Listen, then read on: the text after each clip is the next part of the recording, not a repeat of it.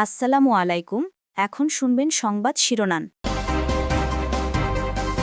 ৭২ ঘন্টার নিবিড় পর্যবেক্ষণে ওসমান হাদি, গুলি চালানো সন্ত্রাসী শনাক্ত, গ্রেফতারে চলছে অভিযান, জানালেন টিএমপি কমিশনার। মুখপাত্রের উপর সন্ত্রাসী হামলার প্রতিবাদে শাহবাগ ইনকিলাব মঞ্চের বিক্ষোভ, দুর্বৃত্তদের গ্রেফতার ও দ্রুত বিচারের দাবি। প্রধান উপদেষ্টার সাথে বিএনপি জামায়াত এনসিপি নেতাদের বৈঠক, দেশের ভেতরে বাইরে নির্বাচন বিরোধীরা সক্রিয়, বললেন সালাউদ্দিন। ৭.৫ ঘন্টায় নিয়ন্ত্রণে আসেনি কেরানীগঞ্জের ঝুটগোডাউনে লাগা আগুন, কমপক্ষে ৪৫ জনকে উদ্ধার করেছেন ফায়ার ফাইটাররা। অনুরোধের বছর পেরোলেও ঢাকায় ভিসা সেন্টার খোলেনি ইউরোপের নতুন কোনো দেশ, পড়াশোনার সুযোগ হাতছাড়া হয়েছে অনেকের, দেশগুলোর সাথে আলোচনার তাগিদ। আসসালামু আলাইকুম। এতক্ষণ দেখছিলেন সংবাদ শিরোনাম, এখন দেখবেন বিস্তারিত। মাথায় গুলিবিদ্ধ ওসমান হাদির অবস্থা সংকটাপন্ন। এফআরকেয়ার হাসপাতালে নিবিড় পর্যবেক্ষণে রয়েছেন ইনকিলাব মঞ্চের মুখপাত্র। শুক্রবার দুর্বৃত্তদের গুলিতে গুরুতর আহত হন ঢাকা ৮ আসনের সম্ভাব্য স্বতন্ত্র এমপি প্রার্থী। গতকাল দুপুরে রাজধানীর বিজয়নগরে অটোরিকশায় যাওয়ার সময় সন্ত্রাসীরা ওসমান হাদির মাথায় গুলি ছোঁড়ে। এরপর ঢাকা মেডিকেলে জরুরি ভিত্তিতে তার অস্ত্রোপচার করা হয়। চিকিৎসকরা অপারেশনের মাধ্যমে গুলি বের করে আনেন, তারপর তাকে নেওয়া হয় লাইফ সাপোর্টে। চিকিৎসকরা জানান, অপারেশন চলাকালে হাদির দুবার কার্ডিয়াক অ্যারেস্টের পাশাপাশি প্রচুর রক্তক্ষরণ হয়েছে। পরে ঢাকা মেডিকেলের লাইফ সাপোর্ট থেকে পরিবারের সিদ্ধান্তে ওসমান হাদিকে এভারকেয়ার হাসপাতালে স্থানান্তর করা হয়। বাম দিক দিয়ে ঢুকে ডান দিকে বের হয়ে গেছে বুলেটটা। তো এটা মানে ম্যাসিভ ব্রেন ইনজুরি বলতে যা বোঝায় সেটাই, এবং ব্রেন স্টিম মগজের যে কাণ্ড, সেই কাণ্ডের পাশ দিয়ে বুলেটটা বের হয়ে গেছে, কাণ্ডেরও ইনজুরি হয়েছে। এখন ওনাকে কৃত্রিম শ্বাস প্রশ্বাসের মাধ্যমে ওনাকে আমরা বাঁচিয়ে রাখছি। তবে আসার কথা যেটা, যে সাইন অফ লাইফ যেটা বলে, জীবনের চিহ্ন, এটা ওনার ভেতরে এখনো আছে। ওসমান হাদি গুলিবিদ্ধের ঘটনা এখন পর্যন্ত পরিবার বা কোনো পক্ষ থেকে মামলা দায়ের হয়নি। বেশ কয়েকজনকে নজরদারিতে রেখেছে আইন শৃঙ্খলা বাহিনী। সিসিটিভি ফুটেজে হামলাকারীদের চেহারা স্পষ্ট বোঝা না যাওয়ায় সুচারুভাবে বিশ্লেষণ চলছে। তাছাড়া নজরদারিতে থাকা ব্যক্তিদের যাবতীয় তথ্য খতিয়ে দেখা হচ্ছে। শুক্রবারই ডিএমপির পক্ষ থেকে জানানো হয়, হাদির উপর হামলার সংবাদ পাওয়ার পরপরই পুলিশ ঘটনাস্থল পরিদর্শন করে আশপাশের সিসিটিভি ফুটেজ সংগ্রহ এবং বিশ্লেষণ করে জড়িতদের শনাক্ত ও গ্রেফতারে আন্তরিক প্রচেষ্টা অব্যাহত রয়েছে। থানা পুলিশের পাশাপাশি ঢাকা মহানগর গোয়েন্দা পুলিশ এই হামলাকারীদের গ্রেফতারে বিভিন্ন স্থানে তল্লাশি অভিযান পরিচালনা করছে। ওসমান হাদি গুলিবিদ্ধের ঘটনায় রাজধানীতে বিক্ষোভ ও প্রতিবাদ সমাবেশ করছে ইনকিলাব মঞ্চ। শনিবার দুপুরে শাহবাগে অবস্থান নিয়ে এই কর্মসূচিতে অংশ নেন বিভিন্ন সংগঠনের নেতাকর্মীরা। সমাবেশ থেকে হাদির উপর হামলাকারীদের গ্রেফতারে অন্তর্বর্তী সরকারকে ২৪ ঘন্টা সময় বেঁধে দিয়েছেন ইনকিলাব মঞ্চের নেতারা। বিক্ষুব্ধরা জানান, অভ্যুত্থানের পর শীর্ষ সন্ত্রাসীদের কারামুক্তি ও বিদেশ থেকে ফেরার সুযোগ তৈরি হয়। এতে আইন শৃঙ্খলা পরিস্থিতির অবনতি ঘটেছে। আইনের শাসন ও জননিরাপত্তা নিশ্চিতে ব্যর্থতার কারণেই দিনে দুপুরে ওসমান হাদিকে হত্যা চেষ্টা করা হয়েছে, যার দায় অন্তর্বর্তী সরকার এড়াতে পারে না বলেও দাবি করেন বিক্ষুব্ধরা।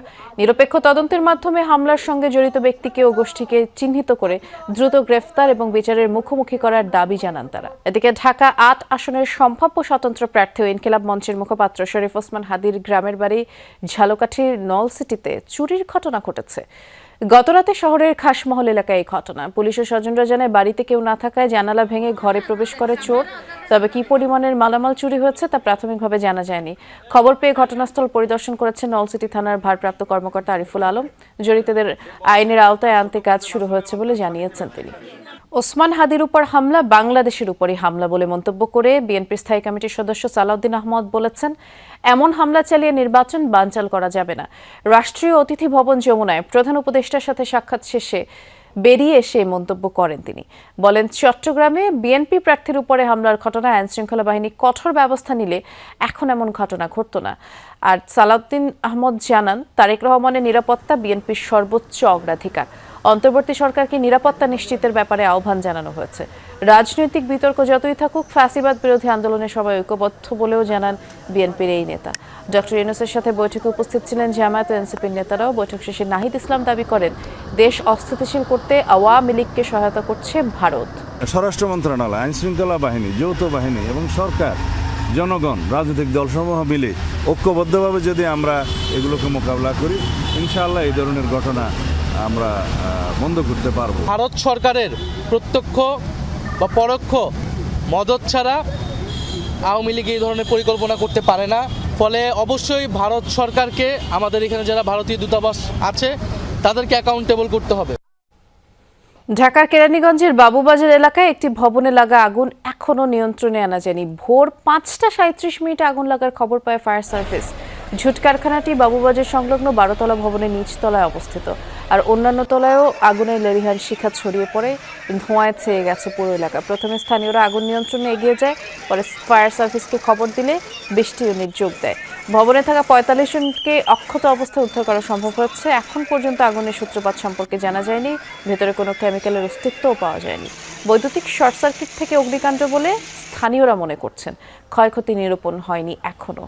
বাংলাদেশের অনুরোধের বছর পার হলেও ঢাকায় ভিসা সেন্টার চালু করেনি ইউরোপের নতুন কোনো দেশ।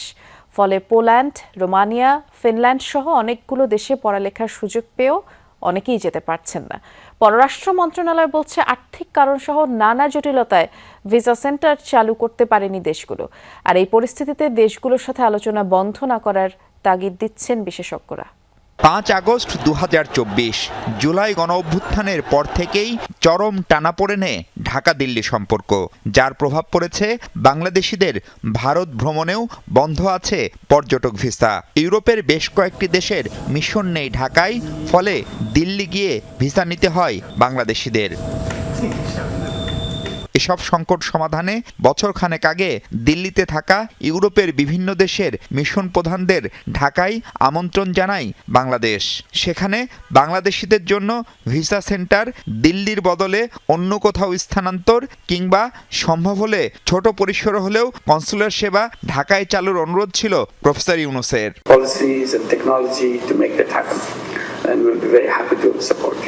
এক বছর পেরোলেও সেই সংকটের সমাধান তো হয়নি, বরং তা বেড়েছে আরও। সরকার বলছে ঢাকার পক্ষ থেকে অনুরোধ জানানো অব্যাহত থাকলেও বাস্তবতা ভিন্ন। আর ভিসা না দেওয়ার পেছনে ভুয়া কাগজপত্র সংকট আরও বাড়াচ্ছে বলেও জানান পররাষ্ট্র উপদেষ্টা। কাউকে বলছি যে তোমাদের সাথে অনেক ভিসা আদান প্রদান হয়, তোমরা একটা ছোট্ট মিশন খোলো এখানে, অথবা বলছি যে অন্যান্য দেশে অ্যালাউ করো। যেমন কোনো দেশে অ্যালাউ করছে, কিন্তু সেই দেশেও তো আমাদের কারণেই ভিসা রেস্ট্রিকশন হচ্ছে। কাজেই তাদেরকে তো আমি দোষারোপ করতে পারি না।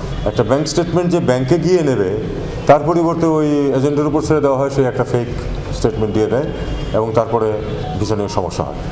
তবে ঢাকায় নতুন করে কোনো দেশের ভিসা সেন্টার চালু যে জটিল প্রক্রিয়া, সে কথা স্মরণ করিয়ে এটি নিয়ে টার্গেট দেশগুলোর সাথে আলোচনা চালিয়ে যাওয়ার তাগিদ দেন সাবেক কূটনীতিকরা।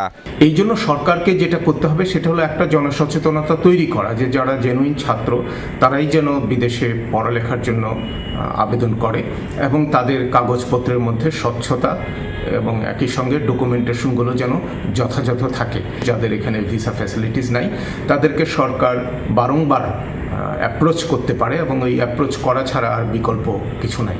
স্বপ্নের ইউরোপ যাত্রা নির্বিঘ্ন করতে এজেন্টদের উপর নির্ভরশীল না থেকে প্রয়োজনীয় কাগজপত্র জমার আগে আবেদনকারীদের চেক করার পরামর্শ দিচ্ছেন বিশেষজ্ঞরা।